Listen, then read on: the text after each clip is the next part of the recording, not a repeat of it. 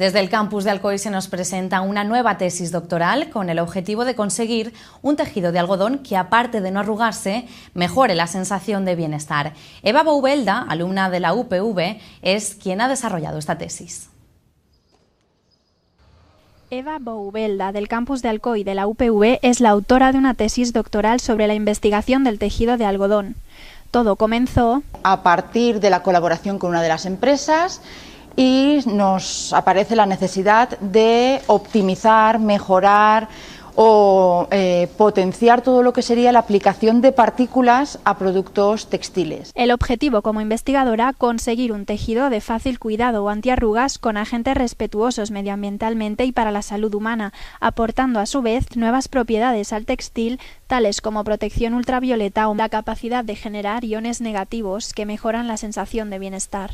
Los iones negativos son capaces de neutralizar los iones positivos que hay en el ambiente, los cuales son causantes de sensaciones desagradables, como es el dolor de cabeza, la fatiga al final del día, etc.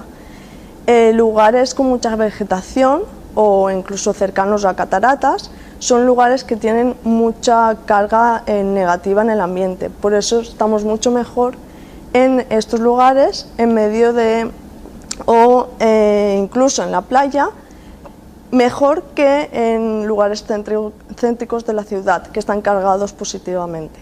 Todo parte de las fibras celulósicas, las cuales generan confort, sin embargo, durante su uso y mantenimiento se pueden encoger o arrugar, algo no deseable. Hasta el momento, el producto más extendido para paliar esto tiene un gran inconveniente, ya que libera formaldehído, una sustancia potencialmente cancerígena. Actualmente se estudia el desarrollo de productos alternativos. La tesis presentada pretende dar con un tejido acorde analizando la incorporación de diversas partículas. Está demostrado y hay actualmente una empresa con la marca Ionicet, la cual está desarrollando este producto y se ha demostrado con la ayuda de médicos. Todo sea por investigar y mejorar lo que ya tenemos, pero sobre todo que sea aplicable a la vida real.